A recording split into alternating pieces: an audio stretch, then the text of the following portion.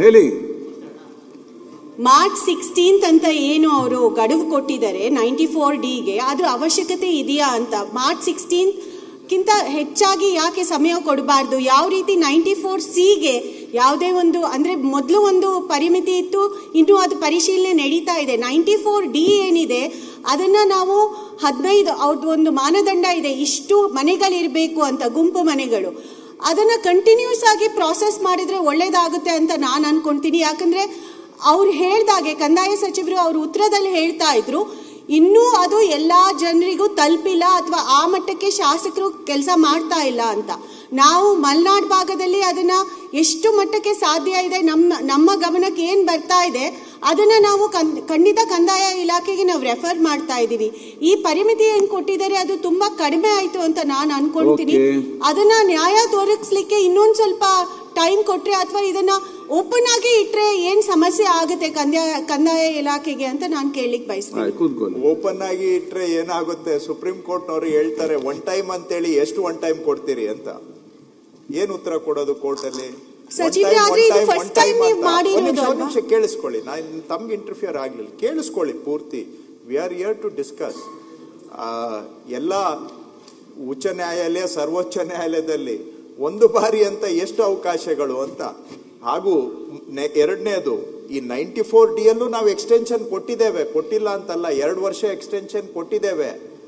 ಎಲ್ಲಿದೆ ಇದು ಮಾರ್ಚ್ 16 ಅಂತ ಹೇಳಿದ್ರೆ ನಮ್ಮ ಆಕ್ಟ್ ಅಲ್ಲಿ ಇದೆ. ಮೂರನೇದು, ಡೆಡ್ಲೈನ್ ಇರೋದು ಹಕ್ಕುಪತ್ರ ಕೊಡ್ಲಿಕ್ಕೆ ಅಲ್ಲ, ಜಸ್ಟ್ ಪ್ರಪೋಸಲ್ ನಮ್ಗೆ ರಿಸೀವ್ ಆಗ್ಲಿಕ್ಕೆ ಅಷ್ಟೇ. ಪ್ರಪೋಸಲ್ ಅನ್ನ ರಿಸೀವ್ ಮಾಡ್ಕೊಳ್ಳಿಕ್ಕೆ ಇದೆ, ಅದನ್ನ ಎಕ್ಸಿಕ್ಯೂಟ್ ಕಂಪ್ಲೀಟ್ ಮಾಡೋದಕ್ಕೆ ಏನು ಡೆಡ್ಲೈನ್ ಇಲ್ಲ. ಹಿಂದೆನೂ ಕೂಡ ಡೆಡ್ಲೈನ್ ಇತ್ತು ಆಕ್ಟ್ ಅಲ್ಲಿ, ಮತ್ತೆ 2 ವರ್ಷ ಟೈಮ್ ಕೊಟ್ಟಾಯ್ತು, 2 ವರ್ಷ ಈಗ ಆಗ್ತಾ ಇದೆ. ಏನಾಗಿದೆ ಈ ವ್ಯವಸ್ಥೆಯಲ್ಲಿ, ಎಷ್ಟು ಎಕ್ಸ್ಟೆನ್ಷನ್ ಕೊಟ್ಟರು ಇನ್ನೊಂದು ಕೊಡ್ತಾರೆ ಬಿಡು ಅನ್ನೋ ಮನೋಭಾವ ಬಂದ್ಬಿಟ್ಟಿರೋದ್ರಿಂದ ಯಾವ ಡೆಡ್ಲೈನ್ಗೂ ಅರ್ಥ ಇಲ್ಲ. ಇದು ನಿಮ್ ತಪ್ಪು ಅಲ್ಲ ಅಥವಾ ಯಾರ್ದು ತಪ್ಪು ಅಂತ ನಾನು ಹೇಳಲಿಕ್ಕೆ, ವ್ಯವಸ್ಥೆ ಹಿಂಗಾಗಿದೆ, ಯಾವುದಕ್ಕೂ ಸ್ಯಾಂಕ್ಟಿಟಿ ಇಲ್ಲ. ಸೊ ಎಕ್ಸ್ಟೆನ್ಷನ್ ಅನ್ಲಿಮಿಟೆಡ್ ಆಗಿ ಕೊಟ್ಕೊಂಡು ಹೋಗ್ತಾ ಇದ್ರೆ ಯಾವಾಗ ಇದನ್ನೆಲ್ಲ ಮುಗಿಸೋದು? ಆವಾಗ ಆಕ್ಚುಲಿ ಅಫೆಕ್ಟೆಡ್ ಯಾರಾಗ್ತಾರೆ? ಸಾಮಾನ್ಯ ಜನ. ಯಾಕೆ ಅಂದ್ರೆ ನಾವೊಂದು ಮಿಷನ್ ಮೋಡಲ್ಲಿ ಕೆಲಸ ಮಾಡಲಿಲ್ಲ ಅಂದ್ರೆ ಬಡವ್ರದ್ದು ಕೆಲಸ ಅವ್ರು ಹೇಳಿದ್ರು, ಯಾಕೆ ಮಾಡೋದಿಲ್ಲ ಅಂದ್ರೆ ಇದು ಬಡವ್ರ ಕೆಲಸದ ಕಡೆ ಗಮನ ಕೊಡೋದಿಲ್ಲ. ಸೊ ನಾವು ಮಿಷನ್ ಮೋಡಲ್ಲಿ ಈಗ ಇಷ್ಟು ನಾವು ಮೇಲೆ ಬಿದ್ದು ಗುರುತಿಸ್ತಾ ಇದ್ದೀವಿ. ಎಷ್ಟೋ ವಿಷಯಗಳ ನಾವು ಇದು ಹೇಳಕ್ ಹೋದ್ರೆ ಡೀಟೇಲ್ ಆಗಿ ಬಹಳ ಟೈಮ್ ಆಗುತ್ತೆ. ಸ್ಯಾಟಲೈಟ್ ಫೋಟೋಸ್ ಕೊಟ್ಟಿದ್ದೇವೆ, ಯಾವುದು ಕಂದಾಯ ಗ್ರಾಮ ಇದೆ, ಯಾವುದು ಮನೆಗಳಿದಾವೆ ಆದ್ರೆ ಗ್ರಾಮ ಇಲ್ಲ, ಸ್ಯಾಟಲೈಟ್ ಫೋಟೋ ಇಟ್ಕೊಂಡಾದ್ರೂ ಮಾಡಿ ಅಂತ ಹೇಳಿದ್ದೇವೆ. ಜಲ್ ಜೀವನ್ ಮಿಷನ್ ಡೇಟಾ ತಗೊಂಡು ಮಾಡಿ ಅಂತ ಹೇಳಿದ್ದೇವೆ. ಒಂದಲ್ಲ ಎರಡಲ್ಲ, ನಾವೇ ಸರ್ಕಾರದಲ್ಲಿ ಬೆನ್ನತ್ತಿ ಮಾಡಿಸ್ತಾ ಇದ್ದೇವೆ. ಆದ್ರೂ ಕೂಡ ಕೆಲವು ಬಿಟ್ಟೋಗ್ತಾ ಇರೋದು ದುರಾದೃಷ್ಟ. ಬಟ್ ನಾವಂತೂ ಯಾವ ಎಫರ್ಟ್ ಅನ್ನು ಸ್ಪೇರ್ ಮಾಡಿಲ್ಲ ಇದನ್ನ ಗುರುತಿಸ್ಲಿಕ್ಕೆ.